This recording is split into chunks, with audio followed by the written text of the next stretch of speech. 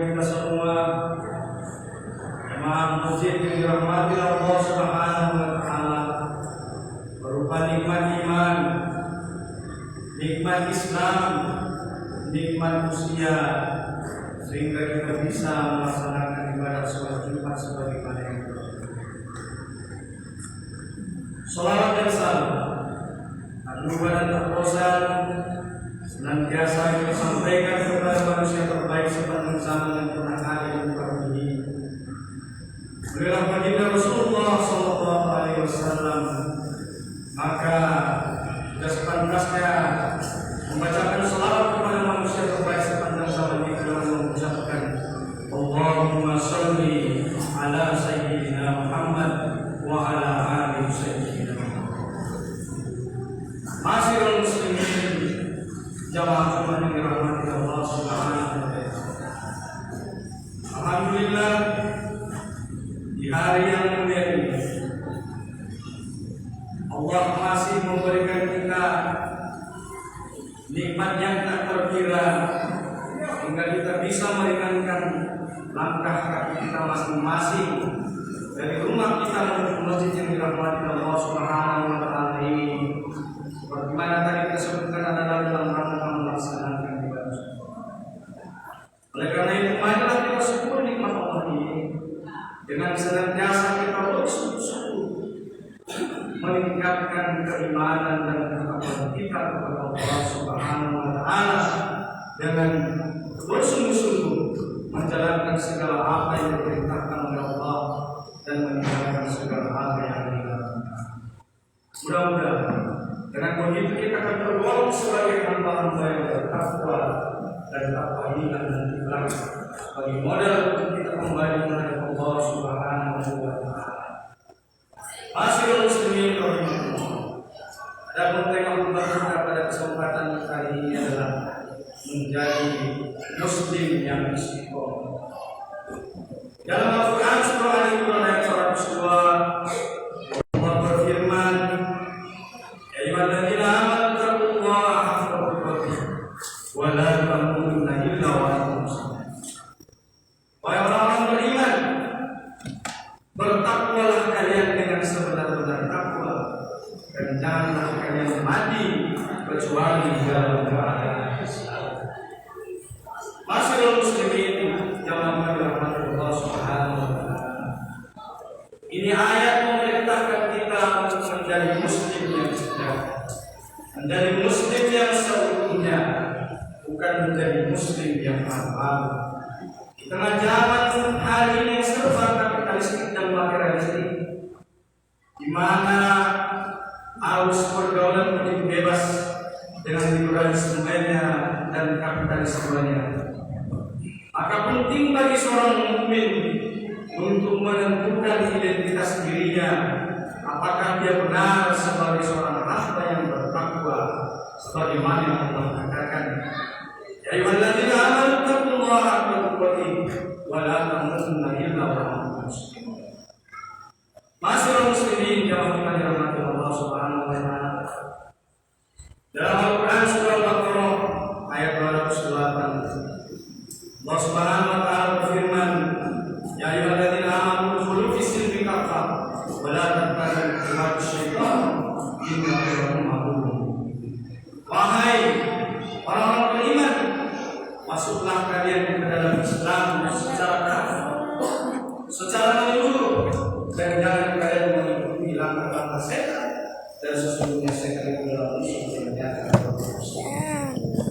Ma'asyiral muslimin rahimahullah. Dalam ayat ini Allah memerintahkan kepada kita untuk berislam secara kafah. Artinya kita jangan menjadi muslim yang setengah-setengah. Jangan pula kita menjadi muslim yang sekuler. Di tengah perkembangan politik dan kemajuan zaman seperti ini, banyak orang yang tidak jelas keislamannya. Ada orang yang mengatakan bahwa jangan ada yang namanya politik identitas. Ada pula yang mengatakan bahwa Islam adalah agama pendatang ke Indonesia. Bagaimana mungkin ada seorang muslim yang terlahir sebagai muslim kemudian mengatakan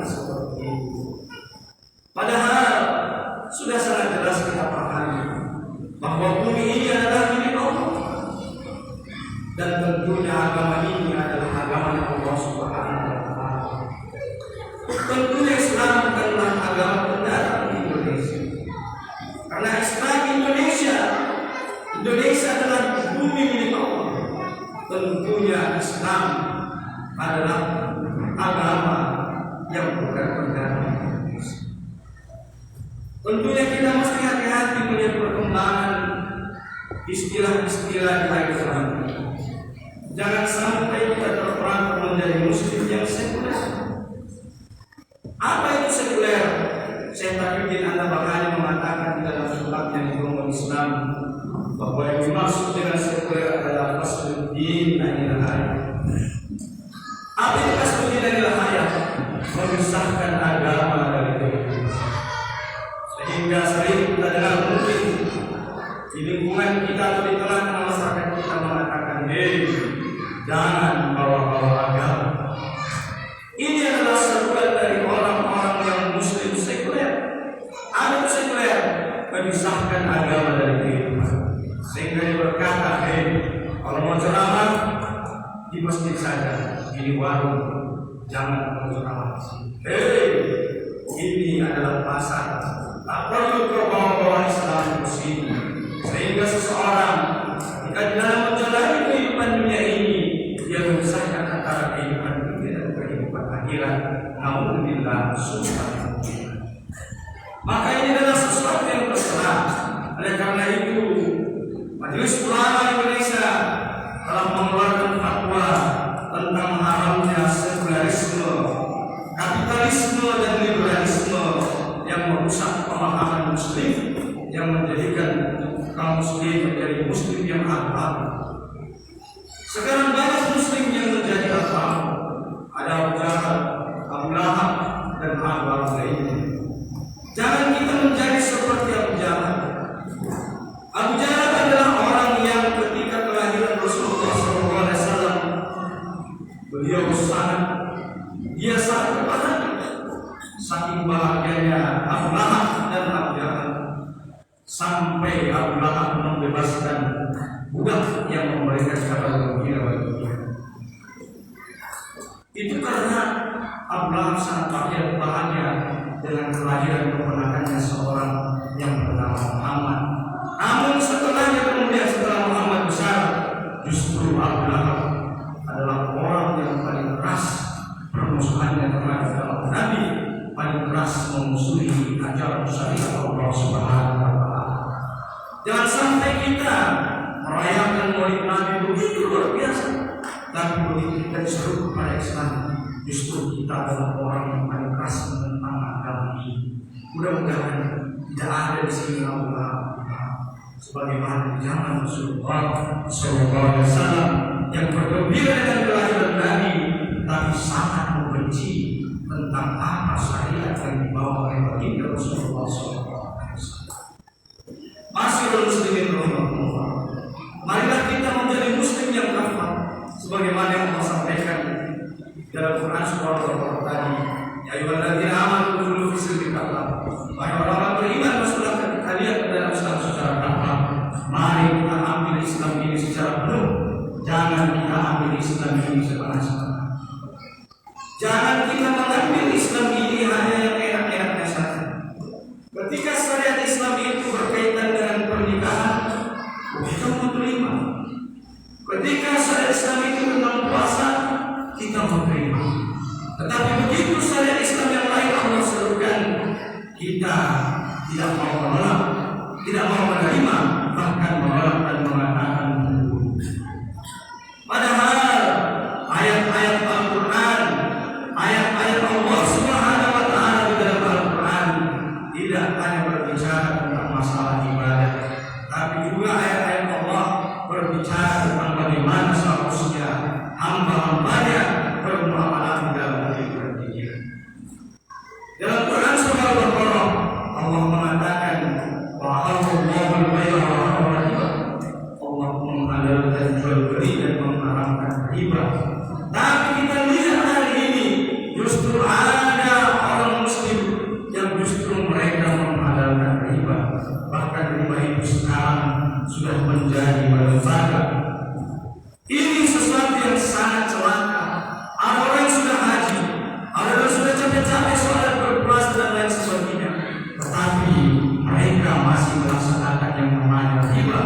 Ada orang mengatakan dalam Al-Quran bahwa tidak ada dosa yang lebih besar daripada riba, sehingga Allah mengajak perang kepada para pelaku riba.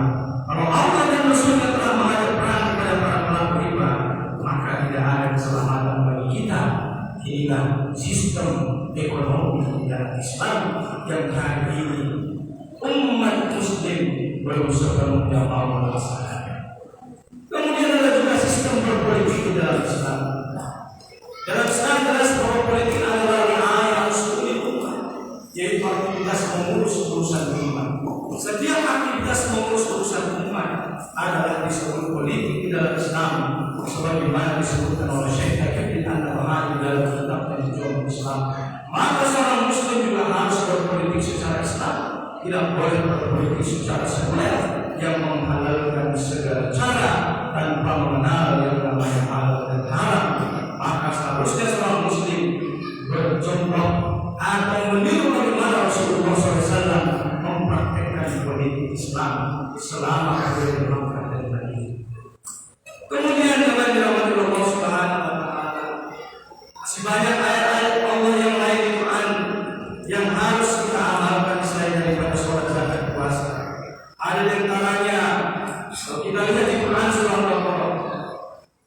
Di Quran surah Al-Baqarah Allah mengatakan, ya ayyuhalladzina amanu kutiba alaikumus shiyam. Wahai orang yang beriman, diwajibkan atas kalian berpuasa.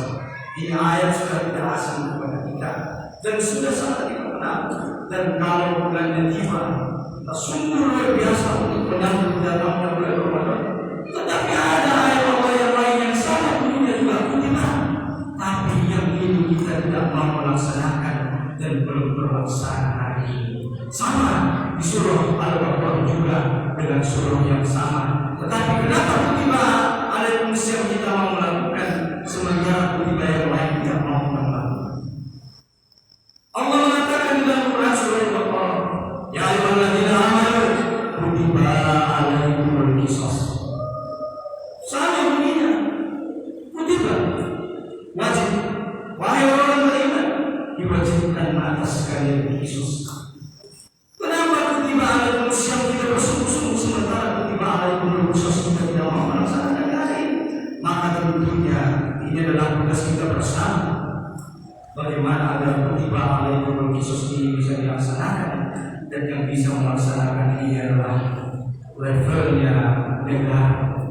Itulah kenapa kita mendorong para pejabat, para pengambil kebijakan, kita mendorong negara kita untuk mereka menjadi orang-orang yang bertakwa dan sesungguhnya menerima Islam yang sepenuhnya, sehingga kutiba alaikumul qisas ini juga bisa kita laksanakan. Kalau ini tidak kita laksanakan, maka kita berdosa sebagaimana kita kalau meninggalkan kutiba alaikumus shiyam. Hari ini orang yang menumpahkan darah orang lain tanpa ada alasan yang digunakan oleh syarat, paling-paling hanya dihukum bertahun penjara. Setelah itu dia bebas leluasa keluar, dan mungkin saja bisa dia berbuat kembali. Sistem hukum hari ini tidak bisa memberikan efek jerah kepada para pelaku. Mari kita lihat bagaimana berita-berita kriminal yang kita tonton setiap hari. Hampir setiap hari yang terjadi pembunuhan dengan berbagai macam latar belakang. Ada yang didasari rasa cemburu, ada yang didasari sakit hati, dan berbagai macam lainnya. Hampir setiap harinya terjadi kasus-kasus pembunuhan di Indonesia. Kenapa ini terjadi? Karena lemahnya sistem hukum kita hari ini. Padahal ada hukum yang terbaik dari Allah Subhanahu wa Ta'ala yang mengatakan, ya ayyuhalladzina amanu kutiba alaikumus qisas. Begitu juga pada ayat yang lain disampaikan bahwa ya ayyuhalladzina amanu kutiba alaikumul jihad, diwajibkan atas kalian berjihad. Ini juga sama wajibnya dengan wajibnya puasa. Kenapa kutiba alaikumus shiyam kita bersungguh-sungguh melaksanakan, tetapi kutiba alaikumul qisas, kutiba alaikumul qisas ini diabaikan? Tentu ini akan dimainkan pertanggungjawaban oleh Allah Subhanahu wa Ta'ala di akhirat kelak. Bagaimana kita akan menjadi Muslim yang berpeluang disini. Oleh karena itu, disinilah pentingnya kita esensi berdakwah, mengajak orang kepada kebaikan. Sebagaimana Allah sampaikan di dalam Al-Quran, Allah mengatakan,